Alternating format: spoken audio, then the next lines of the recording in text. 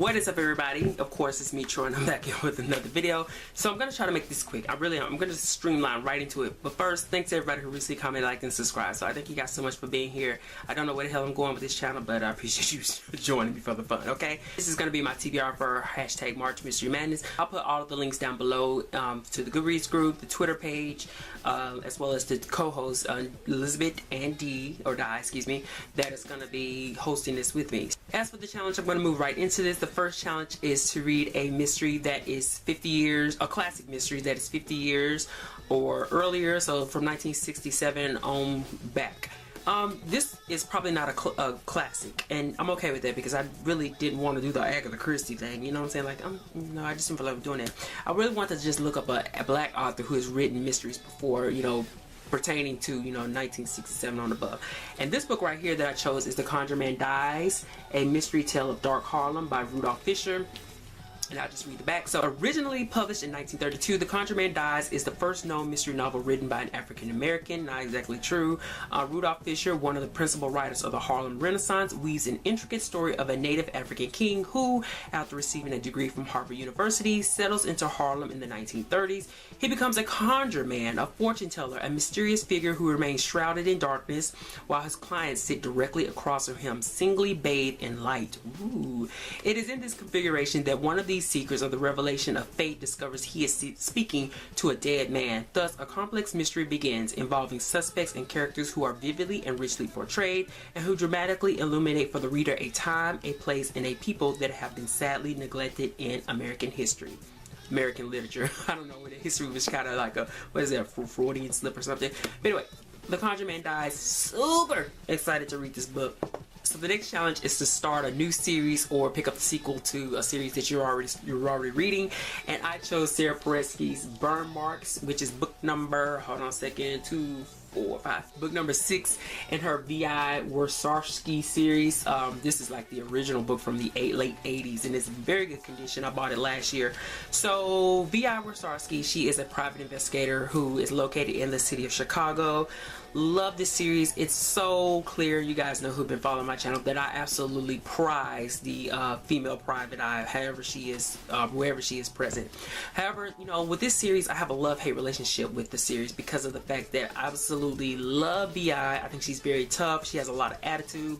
I would even say she's a lot more of a brute than her counterpart, Kenzie Milhone, like excessively. But the problem that I kind of, you know, draw back from with the series is not so much the character of V.I., but it's mainly Paretsky's plotting with her books. You know, she uses, to keep it simple, she uses a lot of industrial and economic terms in her mystery.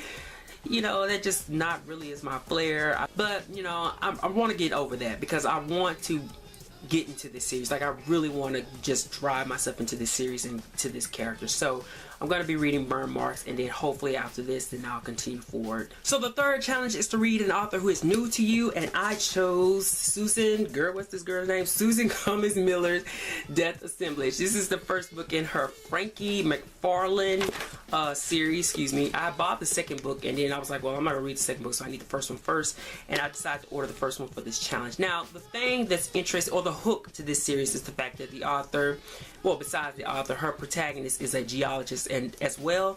So I really love the aspect that we're going to get into. Like, there's the murder, and then there's the whole subject of geology and anthropology and fossils all combining and converging into one. So, you know, that, on top of that, what drew me to the series is the fact that, you know, okay, so these murders are going to take place up under the rocks, the bed rocks and the backwoods, girl, and, you know, shit, the back country and all this stuff. So Nevada Bar was very much in my head when I chose to, you know, start this series.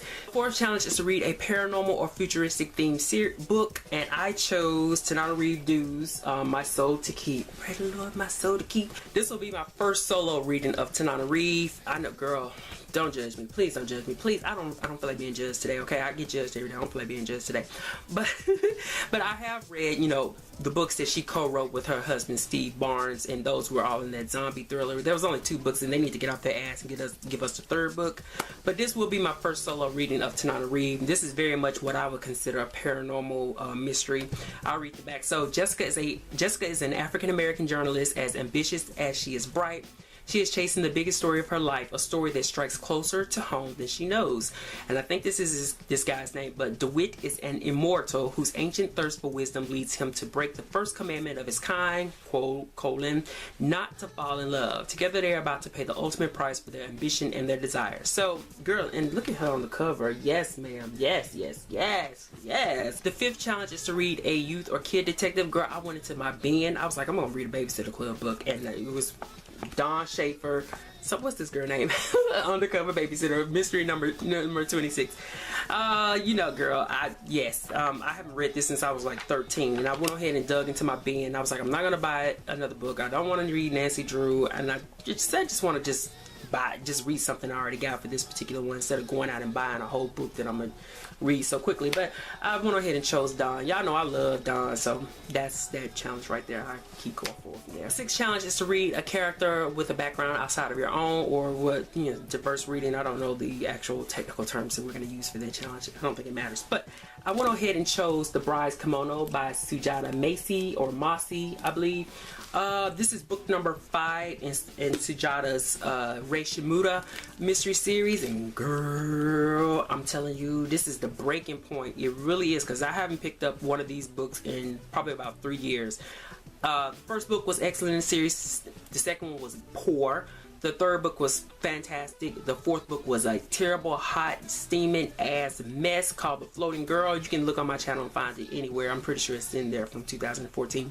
But I haven't picked up this series in a long time because I was so disappointed in that book. I thought it was absolutely terrible to say. I mean, I'm just sorry. It just is what it is. But I decided I'm going to come back to the series, and I came back with The Bride Kimono. Now, what makes this different, or as you know, as it pertains to this challenge, is 1, the author is Indian American. 2, her protagonist is half Japanese, half American, who resides in Tokyo, Japan. She's an antiques dealer. So generally, the setup is that she gets involved with some particular antique, with some particular owner of that antique. Then there's of course the murder, and then the antique dealer, which is of course Rei Shimura. She decides to put on her sleuthing cap and then uncover what exactly happened to the murdered or the victim within whatever case that she's in. And I really love that whole, you know, Tokyo vibe. Sujata Macy, she does implant a lot of cultural references into her books.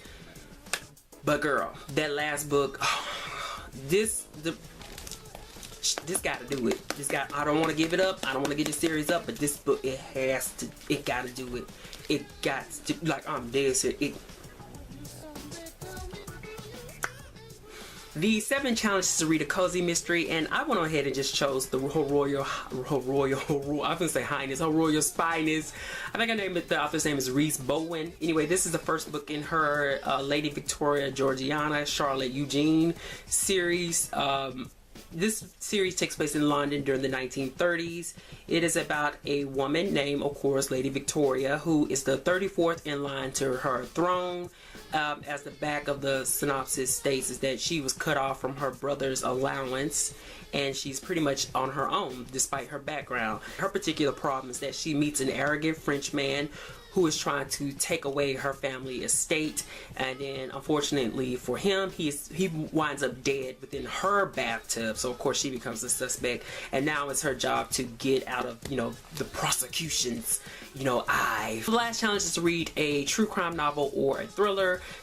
I wanted to do Anne Rule, but I was like, you know what, I'm gonna pick something off the shelf that's been on my shelf for over 2 years, and that is Hitless Furious by Wendy Lower. The subtitle is German Women in the Nazi Killing Fields, and I'll just read the back here for you guys.